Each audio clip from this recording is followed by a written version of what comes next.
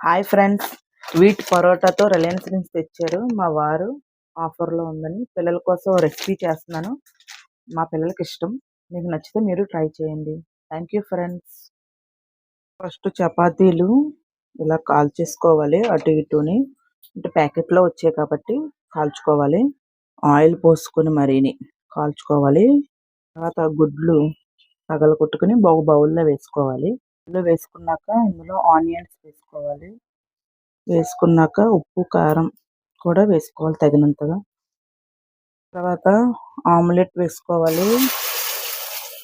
omelette వేసి 4 ముక్కలుగా చేసి ఒక చిన్న ముక్క వేసి దాని మీద ఆమ్లెట్ వేసి దాని మీద టమాటా కచ్చప్